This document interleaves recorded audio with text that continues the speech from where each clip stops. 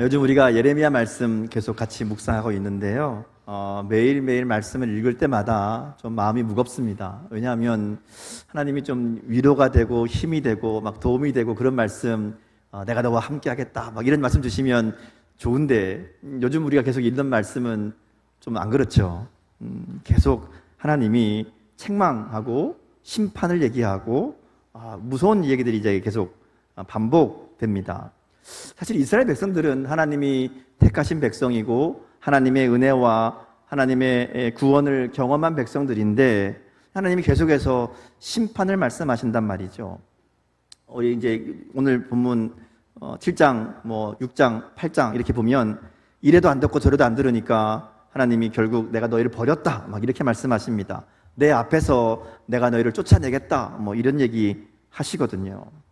이런 얘기 들으면 우리랑 별로 상관없는 얘기 아닌가, 우리는 열심히 신앙생활 잘하는데 왜 굳이 이런 별로 안 좋은 얘기 듣고 있어야 되나 마음이 들 때가 있을지도 모르겠습니다. 근데 이스라엘 백성들도 그랬습니다. 사실 이스라엘 백성들이 하나님을 떠난 게 아닙니다. 그들은 하나님을 잘 섬긴다고 생각하고 있었습니다. 그런데 하나님은 이렇게 무서운 심판을 이야기하고 있다 하는 것이죠. 뭔가 서로 잘 안 맞는 상황입니다. 오늘 말씀도 보면 이스라엘 백성들이 하나님을 예배하러 가고 있습니다. 하나님을 예배하러 가고 있는 백성들에게 하나님이 하시는 이야기가 오늘 본문의 내용입니다. 그래서 학자들은 이 본문의 배경이 이스라엘의 절기일 것이다 이렇게 추측합니다. 이스라엘 백성들이 절기가 되면 일을 다 멈추고 예루살렘 성전으로 다 모이잖아요. 전국에서 다 모여듭니다. 하나님을 예배하고 하나님께 제사 드리기 위해서 온 백성이 다 성전으로 몰려드는 그 상황입니다. 자, 그런데 그렇게 모여든 백성들에게 하나님이 하시는 이야기가 그야말로 폭탄 선언입니다. 이거 내 집 아니다, 이거 성전 아니다, 나 여기 있지 않는다, 이런 이야기 하시거든요. 그러니까 예레미야를 통해 선포된 오늘 말씀은 하나님을 믿는다고 생각하는 우리들에게 아주 중요한 말씀입니다. 하나님을 믿고 하나님의 백성으로 살아간다는 것이 무엇인지를 분명하게 가르쳐주는 말씀이기 때문에 그렇습니다. 우리도 이스라엘 백성들처럼 하나님을 잘 믿고 있다고, 잘 섬기고 있다고 생각하며 살아가는데, 정작 잘못 알고 있고 또 잘못 믿고 있으면서 그 신앙에 아무 문제가 없는 것처럼 착각하고 있는 것은 아닌지, 그래서 하나님이 오늘 우리에게 예레미야의 말씀을 들려주시는 것은 아닌지 우리가 겸손하게 돌아봐야 된다는 것이죠. 스스로 괜찮다고 생각하고 아무 문제 없다고 여기면서 하나님의 말씀을 귀담아 듣지 않고 돌이키지 않는 모습이 우리에게도 있는 것은 아닌가, 오늘 우리가 정직하게 살펴보는 그런 시간 될 수 있기를 주님 이름으로 축복합니다. 오늘 말씀을 보면요, 하나님이 예레미야를 통해서 주시는 이스라엘의 가장 큰 문제는 그들의 삶에 있습니다. 하나님은 성전에 예배하러 오는 자들에게 너희의 생활과 행실을 바르게 하라 이렇게 말씀합니다. 예배드리러 오는 자들에게 흠없는 제물 드려라, 예배를 잘 드려라, 정성껏 드려라, 더 많이 바쳐라, 이런 말씀하지 않습니다. 왜냐하면 문제는 예배가 아니라 그들의 삶에 있기 때문에 그렇습니다. 그리고 하나님은 예배를 보시는 분이 아니라 예배드리는 사람을 보시기 때문에 그렇습니다. 이건 성경에서 반복되는 아주 중요한 신앙의 기준이고 진리입니다. 여러분, 가인과 아벨 이야기를 아시죠? 가인과 아벨이 하나님께 제사를 드립니다. 예배를 드리는 거죠. 근데 하나님이 가인의 예배는 받지 않으시고 아벨의 예배만 받으십니다. 왜 그랬죠? 재물의 문제가 아닙니다. 하나는 양 바쳤고 하나는 곡식 바쳤으니까 양 바친 거 받으신 거 아니라는 겁니다. 재물의 문제가 아닙니다. 제사의 방법이나 태도는 더더욱 아닙니다. 창세기 4장 4절 5절 말씀을 보면 하나님이 그렇게 얘기합니다. 여호와께서 아벨과 그의 제사는 받으셨으나 가인과 그의 제사는 받지 않으셨다. 제사가 문제가 아니라 사람이 문제입니다. 그래서 하나님이 왜 내 제사는 안 받으시냐고 가인이 하나님께 따지니까 하나님 무슨 얘기하시는가 하면 선을 행하지 않은 것에 대해서 얘기합니다. 네가 선을 행했다면 어찌 그렇게 분노하겠느냐? 그렇게 말씀하시거든요. 하나님은 예배 자체가 중요한 게 아니라 예배 드리는 사람이 중요합니다. 그리고 그 예배 드리는 사람의 삶이 어떠한가 그거 보시고 그 예배를 받으신다 하는 겁니다. 선지자들을 통해서 주시는 말씀도 마찬가지입니다. 예언자들을 통해 주시는 말씀 중에 이스라엘 백성들에게 하나님이 계속해서 강조하시는 거 뭔가 하면 예배가 중요한 게 아니라 예배 드리는 사람이 중요하고 그 사람의 삶이 중요하다는 것을 반복해서 얘기합니다. 하나님이 여러 번 얘기했는데 이스라엘 백성들이 듣지 않지요. 안 들으니까 아주 극단적인 조치를 취하십니다. 이스라엘 백성들이 하나님의 집이라고 여기고 하나님이 계시는 곳이라고 생각하는 예루살렘 성전, 그 성전을 가리켜서 내 집이 아니다, 내 성전이 아니다 이렇게 말씀하는 겁니다. 4절 보면 너희는 이것이 여호와의 성전이라고 하는 거짓말을 믿지 말라 이렇게 말씀합니다. 성전은 하나님이 계시는 곳이잖아요. 하나님의 집이잖아요. 하나님이 뭐라면 그 거짓말이다 이렇게 말씀하십니다. 성전은 이스라엘 백성들에게 절대적인 가치를 지닌 존재의 장소입니다. 왜냐하면 거기에 하나님이 계시거든요. 하나님이 계시는 곳. 그래서 이스라엘 백성들은 그것을 굉장히 거룩하게 생각하고 중요하게 생각합니다. 근데 사실 생각해 보면 하나님은 성전에만 계시는 분 아니잖아요.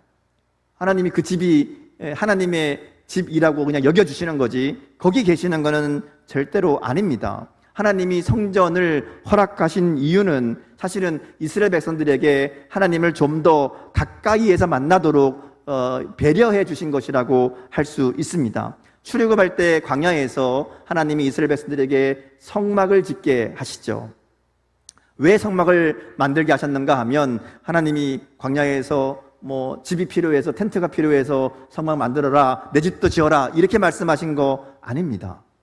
보이지 않는 하나님을 이스라엘 백성들이 그들 가운데 함께 하시는 줄 믿게 하기 위해서 그들이 더 잘 하나님을 생각할 수 있도록 하나님의 함께 하심을 보여주신 공간이 성막입니다.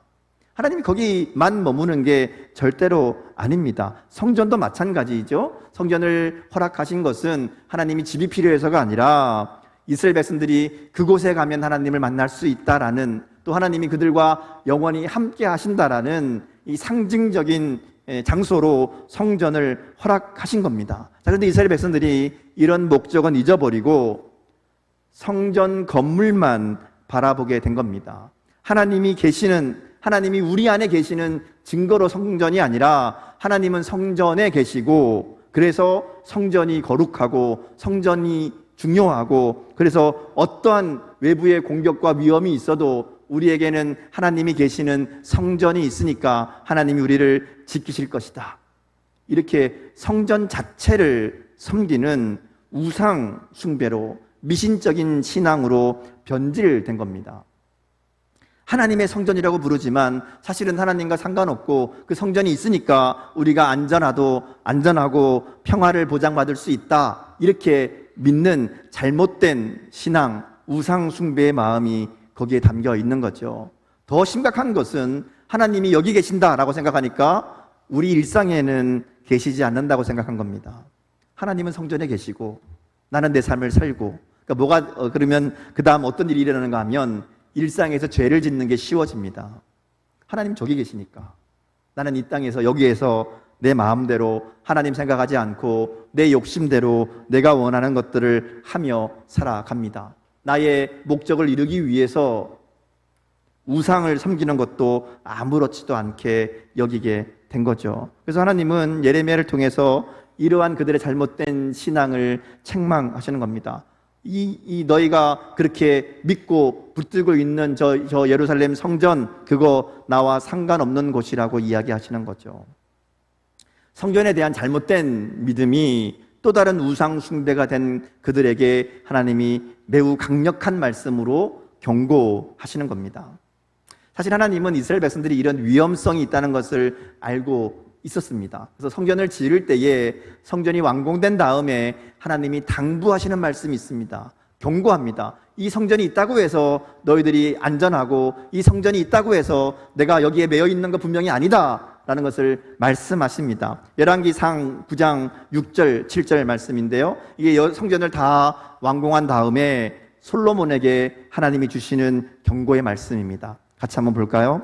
열왕기상 9장 6절 7절, 자 같이 읽겠습니다. 시작. 만일 너희나 너희의 자손이 아주 돌아서서 나를 따르지 아니하며 내가 너희 앞에 둔 나의 계명과 법도를 지키지 아니하고 가서 다른 신을 섬겨 그것을 경배하면 내가 이스라엘을 내가 그들에게 준 땅에서 끊어버릴 것이요 내 이름을 위하여 내가 거룩하게 구별한 이 성전이라도 내 앞에서 던져버리리니 이스라엘은 모든 민족 가운데서 속담거리와 이야기거리가 될 것이며, 하나님 무슨 얘기 하시는가 하면 이 성전이라도 너희들이 나를 제대로 따르지 않으면, 순종하지 않으면, 다른 신을 섬기고 다른 하나님의 계명을 지키지 않으면, 그러면 이 성전도 내가 던져버리겠다, 이 성전 자체가 중요한 게 아니다라는 것을 분명하게 말씀합니다. 성전이 아니라 너희의 삶이 중요하다라는 것이죠.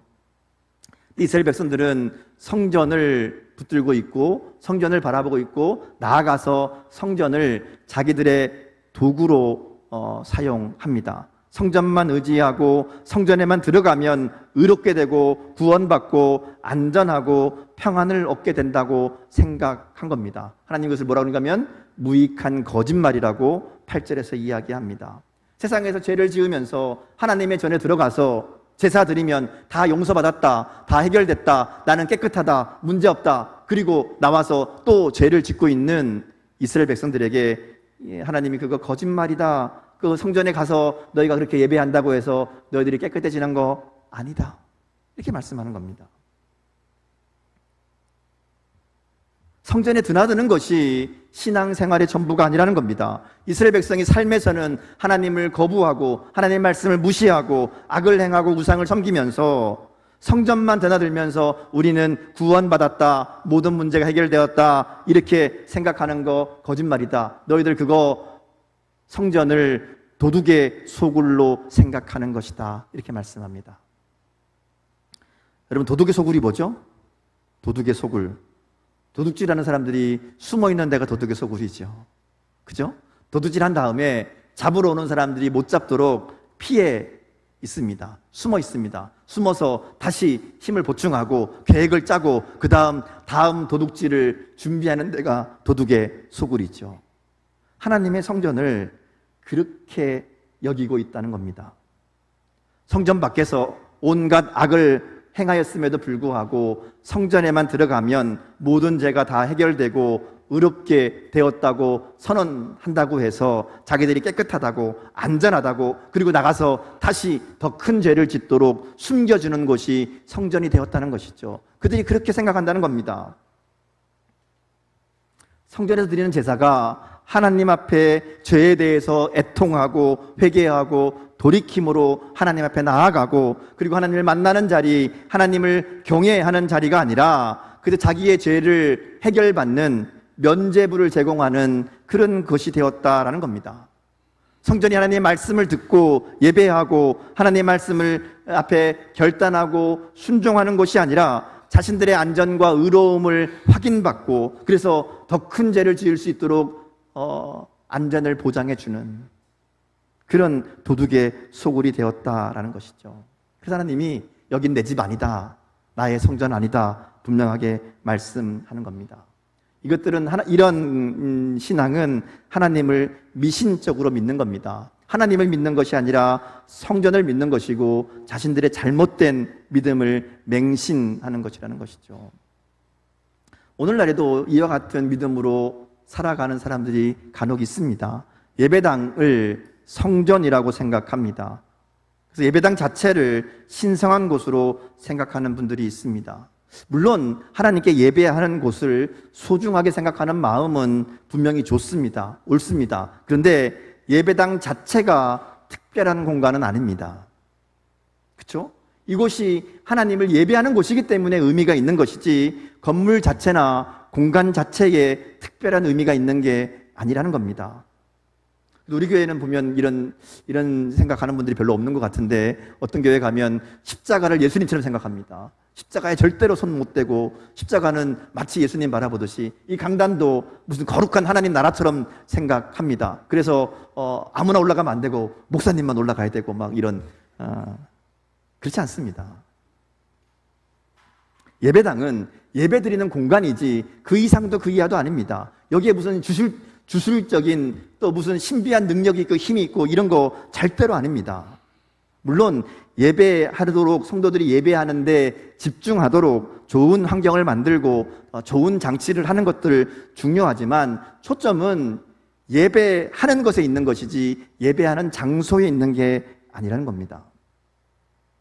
또 예배도 마찬가지입니다. 어떤 분들은 예배를 이스라엘 백성들처럼 생각해서 마치 면죄부를 발급받는, 혹은 어디가 목욕탕처럼 가서 죄 씻고 나오는 곳, 뭐 이렇게 생각하는 분들 있습니다. 한 주간 온갖 세상에서 악하고 더러운 죄, 하나님과 상관없는 그런 삶을 살다가 주일날 와서 예배드리고 헌금하고 그러면, 내게 모든 죄가 다 깨끗하게 해결되었다, 이제 나는 깨끗해졌다, 나가서 새롭게 또 죄를 지어도 된다.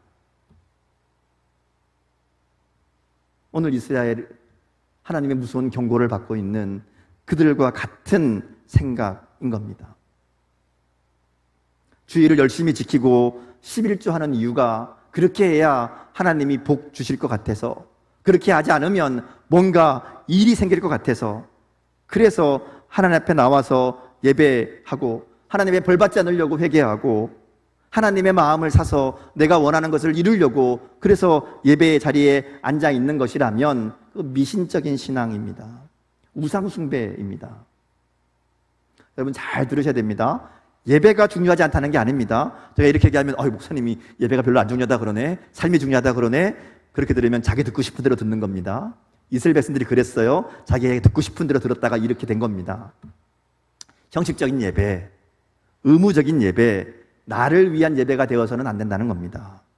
예배는 하나님께 드리는 거죠. 하나님을 만나는 자리입니다. 그런데 자신을 위한 예배를 드리다 보면요, 하나님을 만나는 은혜가 없습니다. 하나님과 깊은 사귐이 없습니다. 그저 자기가 원하는 것을 얻기 위해서, 안전을 보장받고 복을 받기 위해서, 혹은 예배 드렸으니까 내가 괜찮을 거다, 아무 문제 안 생길 거다, 그런 위안을 받기 위해서 자신을 위해 예배하는 겁니다. 그런 예배는 하나님께 드리는 예배가 아니고요, 하나님이 기뻐하시는 예배, 참된 예배라고 할 수 없습니다. 예배는 하나님을 만나고 하나님의 뜻을 알고 하나님께 순종하는 결단이 있고, 그래서 내 삶이 변화되는 열매들이 맺어지는 예배가 진짜 예배입니다. 그렇지 않은 예배, 나를 위한 예배, 그것은 가짜 예배고요, 참된 예배라고 할 수 없습니다. 자신의 욕심을 채우기 위한 우상 숭배라는 것이죠. 많은 사람들이 예배 신앙생활 잘한다라는 것을 예배에 잘 참여하는 것으로 생각합니다. 물론 예배의 자리를 잘 지키고 마음을 다해 예배하는 것 중요합니다. 근데 예배만 드리면 신앙생활 다 했다, 이렇게 생각하면 문제가 있습니다. 예배가 신앙생활의 전부가 아니죠. 신앙생활은 일상에서의 삶이 더 중요합니다. 예배하는 모습만큼이나 삶에서 하나님과 함께하는 일이, 하나님 말씀에 순종하는 일이 더 중요하다는 것이죠. 오늘 예레미야를 통해서 이스라엘 백성들에게 하나님 주시는 메시지가 바로 그겁니다. 너희 길과 행위를 바르게 해라. 예배만 중요한 게 아니다. 너희 삶이 올바라야 된다. 예배 드리는 만큼 삶도 똑같이 하나가 되어야 된다는 것을 말씀합니다. 예배 따로 삶 따로 이거 있을 수 없다는 것이죠. 어떤 목사님 글을 제가 이제 설교 준비하면서 보다 보니까 그런 이야기 하시더라고요. 오늘 본문의 말씀을 결혼식과 결혼 생활로 비유해서 이야기하는 것을 제가 읽은 게 있습니다. 보통 사람들 결혼 준비한다 그러면 뭐 하죠? 결혼 준비, 어제 결혼하신 결혼 준비하면 뭐 한다 그래요? 예식장 찾고, 그죠? 스튜디오 촬영하고, 신혼여행지 뭐 어디 갈 건지 예약하고, 뭐 이런 거, 이 결혼 준비라고 이야기합니다. 근데 사실 그건 결혼 준비가 아니죠.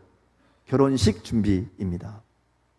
결혼 준비는 두 사람이 가정을 이루고 함께 살기 위한 준비이죠. 서로 사랑하고 서로 이해하기 위해서, 같이 살기 위해서 우리가 뭘 배려하고 뭘 이해하고 무엇을 함께 될 것인가, 그거 준비하는 것이 결혼 준비라고 할 수 있습니다. 그래서 결혼식 준비는 잘했는데 결혼 준비를 잘 못해서 결혼 생활이 불행하고 힘들 수 있다는 것이죠.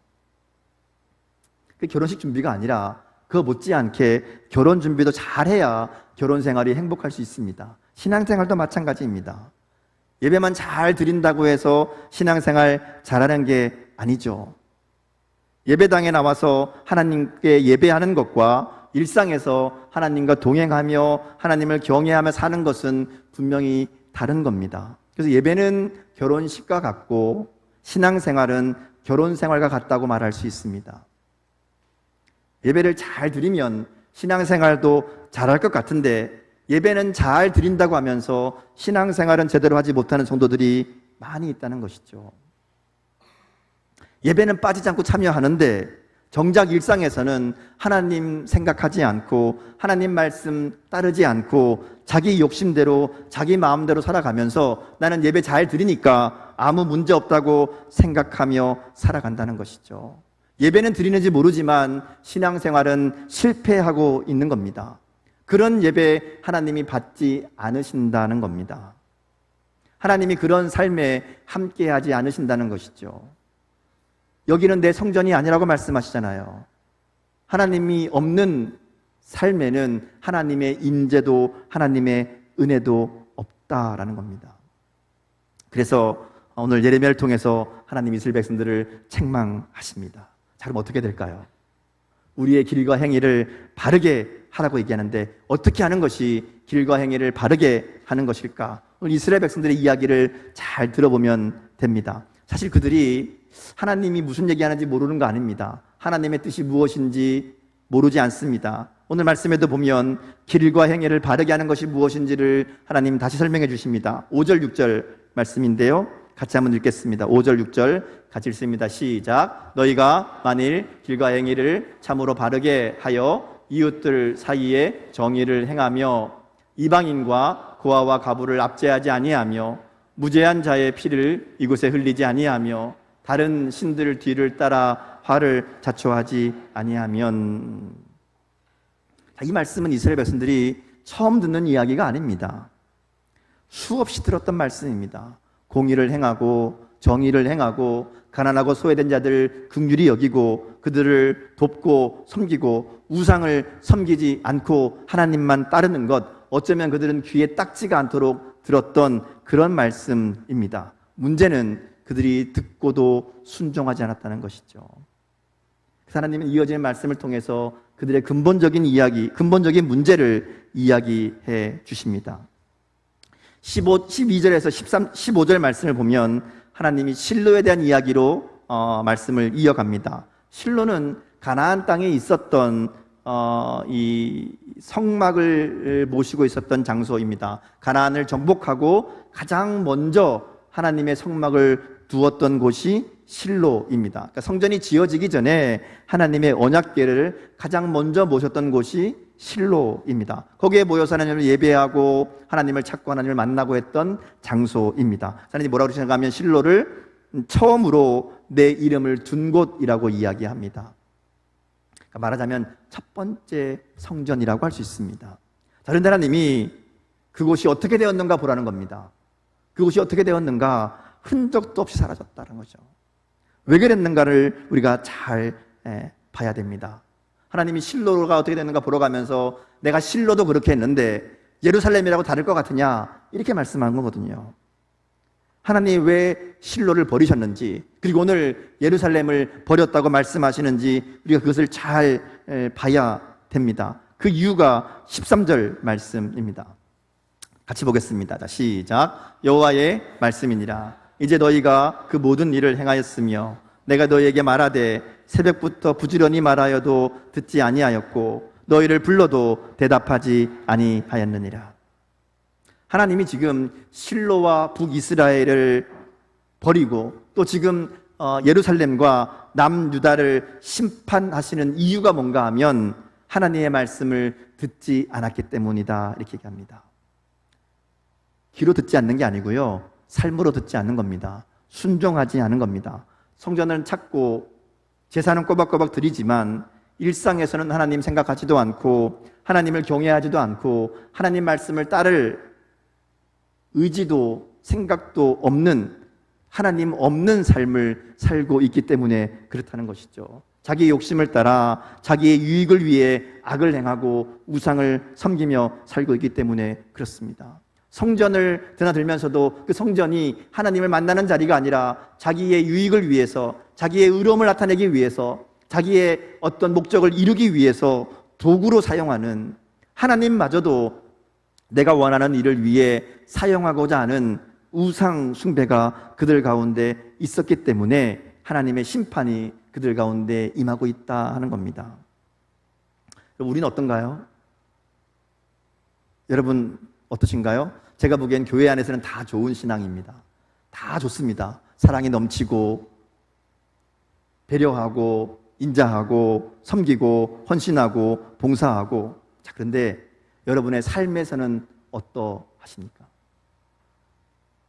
교회 밖에서 우리의 모습이 어떠한가 하는 겁니다. 일주일 내내 세상에 살면서 세상 사람들과 똑같이 내 욕심을 따라, 나의 유익을 따라 이웃도 동료도 필요 없고 그저 내가 원하는 것, 내가 바라는 것, 내가 해야 될 일들 때문에 이기적으로 나만 생각하며 하나님 잊어버리고 살아가는 것은 아닌가 하는 겁니다. 그렇게 살다가 주일날 교회 와서 기도하고 회개하고 하나님 잘못했습니다, 용서해 주십시오, 하나님 뜻대로 살겠습니다, 그러고 나가서는 다시 깨끗해졌으니까 다시 죄를 지어도 새롭잖아요. 마음껏 죄를 짓고 그 일을 반복하고 있는 것은 아닌가. 그러면서 나는 예배 드렸으니까, 나는 회개했으니까 다 괜찮다고 그렇게 스스로 위로하며 위안하며 살고 있는 것은 아닌가 하는 겁니다. 하나님이 그런 삶에는 하나님의 임재가 없다고 말씀합니다. 그곳에는 내가 있지 않는다라고 말씀하십니다. 오늘 말씀 앞에 우리의 삶을 새롭게 해야 될 줄 믿습니다. 출발은 하나님의 말씀을 듣는 데서 출발합니다. 하나님의 말씀을 듣고 순종하는 결단이 있어야 거기에 하나님의 임재와 은혜가 임하게 됩니다. 바르고 정직한 삶, 이웃을 향해 긍휼을 베푸는 삶, 그리고 하나님 외에 다른 것을 따르거나 섬기지 않는 삶이 되어야 됩니다. 이거 모르지 않잖아요. 다 알잖아요. 하나님 뜻이 무엇인지 압니다. 근데 순종하지 않습니다. 왜냐하면 나에게 이익이 되지 않기 때문에, 나에게 손해가 될 것이라고 생각하기 때문에 순종하지 않습니다. 하고 싶은 것만, 할 수 있는 것만, 듣고 싶은 것만 듣고 살아가면서 나는 예배 잘 드리고 교회 잘 나가고 11조 하고 그러니까 아무 문제 없이 내 신앙은 괜찮은 신앙, 좋은 신앙, 그러면서 이스라엘 백성들과 같은 미신적인 신앙으로 우상 숭배로 살고 있는 것은 아닌가 하는 겁니다. 오늘 하나님 우리에게 원하시는 것은 하나님의 뜻대로 순종하는 삶입니다. 머리로만 이해하고 마음으로만 동의하는 것은 참된 신앙이 아닙니다. 예배당에서는 기도하고 찬양하고 말씀 앞에 아멘하고 세상에 나가서는 이년저년 찾고 거짓말하고 속이고 욕하고 이기적으로 나만을 위해 살아가고 주위 사람들을 돌아볼 줄 모르고 나의 이익을 위해서라면, 나의 성공을 위해서라면 무엇도 할 수 있다는 우상숭배의 마음으로 살아간다면 오늘 하나님이 이스라엘 백성들에게 말씀하시는, 책망하시는 바로 그 모습이라는 겁니다. 삶의 작은 것부터 하나님 말씀에 순종하는 것이 하나님이 기뻐하시는 신앙입니다. 하나님 바로 그렇게 하나님의 살아계심과 함께하심을 인정하고 말씀에 순종하며 살아가는 그 자리가 참된 예배의 자리고 하나님이 계시는 성전이라고 이야기합니다. 여러분, 하나님은 성전에만 계시는 분이 아닙니다. 우리의 삶의 현장에 함께 계십니다. 우리가 자꾸 잊어버려요. 하나님 나를 보고 계시고 나와 함께 하신다는 걸 잊어버리니까 불법을 행하고 거짓말하고 속이고 살아가잖아요.